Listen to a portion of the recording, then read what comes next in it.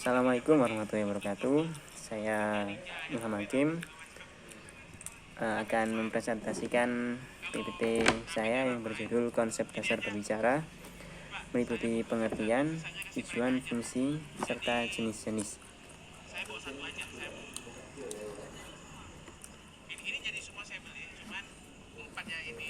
Pengertian. Pengertian dari berbicara adalah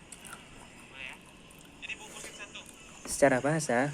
Dalam Kamus Besar Bahasa Indonesia tertulis bahwa berbicara adalah berkata, bercakap, berbahasa, atau melahirkan pendapat dengan perkataan, tulisan, dan sebagainya, atau berunding.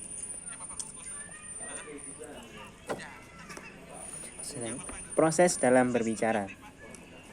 Proses dalam berbicara meliputi aspek-aspek berikut, yaitu saluran atau channel, penerima atau receiver, pengirim atau sender, umpan balik atau feedback, pesan atau message, dan lambang atau simbol.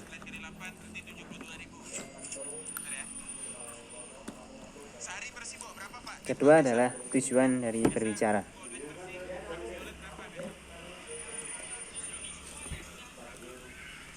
Tujuan berbicara ada 4 aspek, yaitu pertama adalah menyampaikan pikiran secara efektif. Tujuan kedua adalah mampu mengevaluasi efek komunikasinya terhadap pandangannya. Tujuan ketiga adalah mendapatkan respon atau reaksi. Dan tujuan keempat atau yang terakhir adalah pendengar mampu memahami maksudnya dan merespon pembicaraan dari pembicara.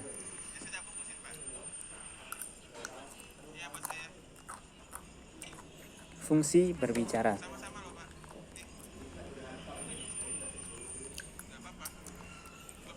Fungsi berbicara dibagi menjadi 4 bagian pertama, yaitu adalah fungsi instrumental, yaitu bertindak untuk menggerakkan serta memanipulasi lingkungan, menyebut peristiwa-peristiwa yang tertentu terjadi. Fungsi kedua adalah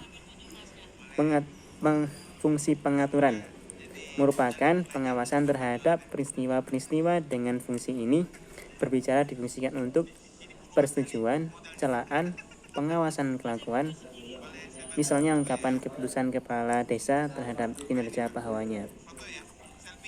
Fungsi ketiga adalah fungsi referensional, merupakan penggunaan bahasa untuk membuat pernyataan-pernyataan, menyampaikan fakta dan pengetahuan, menjelaskan, melaporkan, dan menggambarkan, misalnya seorang penyiar yang menyampaikan suatu berita.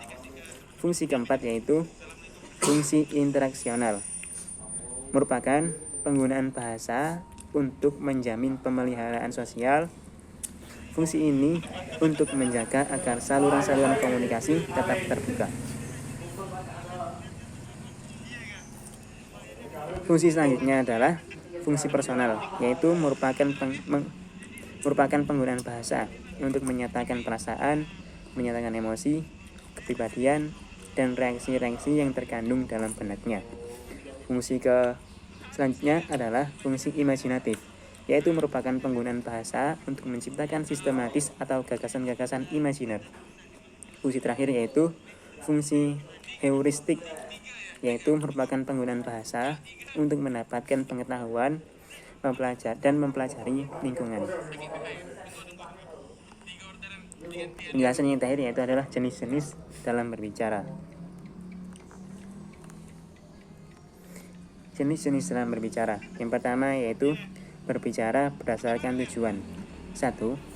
Berbicara memberitahukan atau melaporkan dan menginformasikan. 2. Berbicara untuk menghibur. 3. Berbicara membujuk, mengajak, meyakinkan, atau menggerakkan. Jenis-jenis kedua adalah yaitu berbicara berdasarkan situasi. 1. Berbicara formal. Dalam situasi formal, pembicara dituntut berbicara secara formal, misalnya ceramah dan wawancara. Dan kedua, berbicara informal. Dalam situasi informal, pembicara harus berbicara secara tidak formal, misalnya tukar pengalaman, menceritakan sesuatu cerita atau menyampaikan berita, dan bertelepon. Jenis ketiga adalah berbicara berdasarkan jumlah pendengarnya. 1. Berbicara antara pribadi. Terjadi apabila dua pribadi membicarakan atau mempercakapkan, merundingkan, atau mendiskusikan. 2. Berbicara dalam kelompok kecil. Terjadi apabila seseorang pembicara menghadapi sekelompok kecil pendengar, misalnya 3 atau 3-5 orang. 3. Berbicara dalam kelompok besar. Terjadi apabila seorang pembicara menghadapi pendengar berjumlah besar. Jenis keempat yaitu adalah berbicara berdasarkan cara penyampaiannya. 1. Berbicara mendadak. Terjadi jika seseorang tanpa direncanakan sebelumnya harus berbicara di muka umum. 2. Berbicara berdasarkan catatan. Biasanya berupa butir-butir penting sebagai pedoman berbicara. 3. Berbicara berdasarkan hafalan. Menyiapkan dengan cermat dan menulis dengan lengkap bahan pembicaraannya. Terima kasih. Sekian dari presentasi dari PPT saya. Kurang lebihnya saya minta maaf. Assalamualaikum warahmatullahi wabarakatuh.